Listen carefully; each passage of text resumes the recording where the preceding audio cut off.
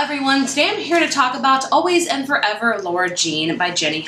If you're unfamiliar with this book, this is actually the third and final book in the All the Boys I've Loved Before trilogy. So basically in this video I'm going to tell you all about the series as a whole. If you're unfamiliar with it, I'm going to talk about my thoughts and opinions on Always and Forever Lara Jean. I'm going to keep it spoiler free for the most part, but I will let you know I do spoil this book. So like I said, this is part of a trilogy. The first book is To All the Boys I've Loved Before.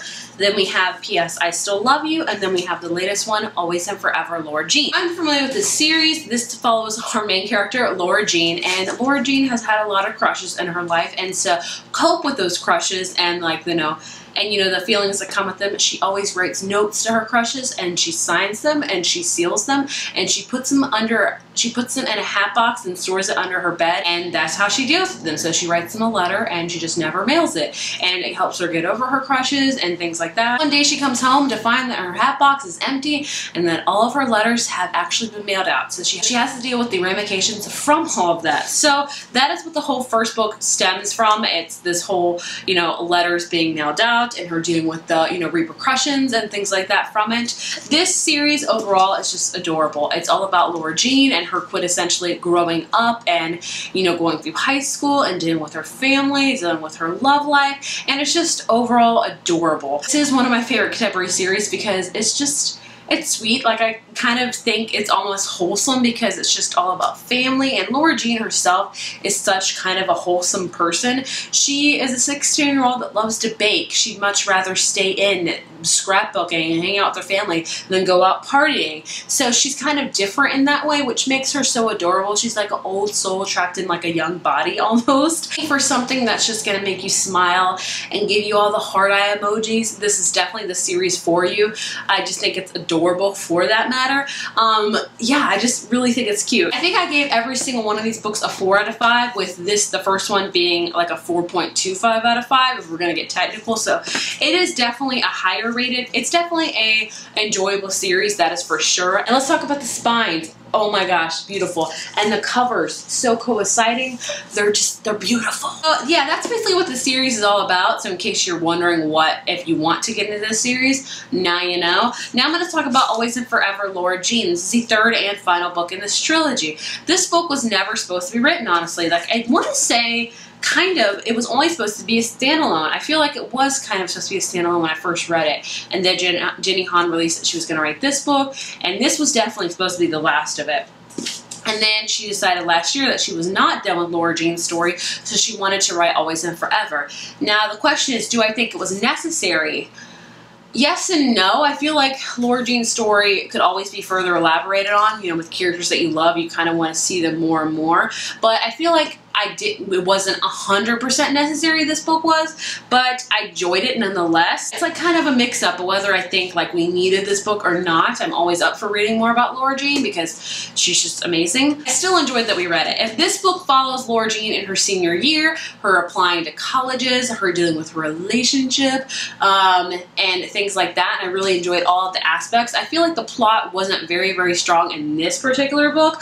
We just didn't have a lot going on. It kind of meandered sometimes, but I still thought it was just plain adorable. Like, if you want a book that's gonna make you smile, pick up this book. Like, pick up this whole series for sure. So I gave this one a 4 out of 5. Like I said, it was a solid contemporary read for me. As far as the relationship in this book, the relationship, I've always liked her boyfriend in this series. A lot of people don't like him. I always have. I did find the romance to be kind of unrealistic at times. Her boyfriend would do often these grand gestures and really, really cutesy and thoughtful things, and I thought that I don't think a lot of 17-year-old boys would do that, but then I'm like, there are probably a lot of boys that would do that. So I kind of struggle with like the realistic and unrealistic notion of that. Like, this boy is probably more freaking romantic than my husband. Which I don't know if that's a bad thing to say or not, but that's one thing that's kind of iffy for me. But I just adore Lara Jean. Lara Jean's just so adorable. She's so quirky. She's so cute. I just want to stuff her in my pocket. I love Lara Jean. Like I said, this book takes place with her applying to colleges and the college application process. I enjoyed that.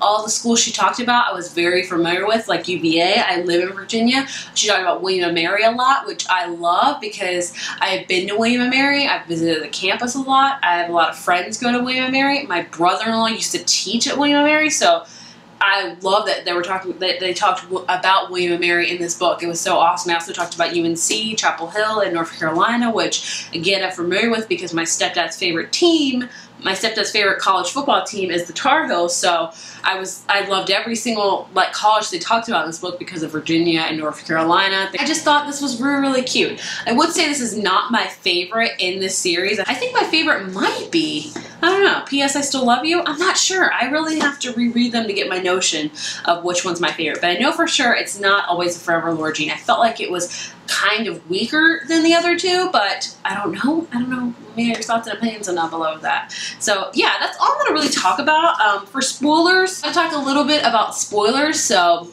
if you haven't read this book, don't watch any further. It's just going to be a little bit, so come back and watch them when you do read the book. The only thing I want to talk about spoiler-wise is Peter.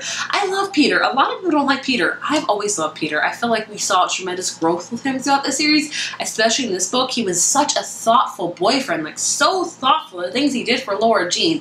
And the amended contract at the end was my favorite part of the whole book. Like, that gave me all of the swoon feelings, like all of them. Like, he was like, he will write a letter to Lara Jean every week. Peter promises to love Lara Jean with all of his heart. So freaking adorable. And I love the fact that she decided to go to UNC, because this book was really like them talking about their future in their relationship, and it just shows you the curveball that college can throw you, because it does. So yeah, that's the only spoilers I want to talk about, because I don't know, it's a very short book. Can't talk about too much. I do love this series overall. It's such an adorable, cute series that I just feel like you just are gonna fall in love with it because it's so adorable. If you have read this series, let me know what your favorite book was. Let me know what your least favorite book was.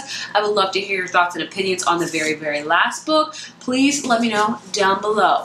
Sorry for the very short video. I had already filmed this video and apparently the sound wasn't working, so I'm tired. I'm very tired. So sorry for the short video, like I said. If you like this video somehow, please give it a thumbs up and hit subscribe to see bookish videos from me every single week. And I will see you in my next video. Bye.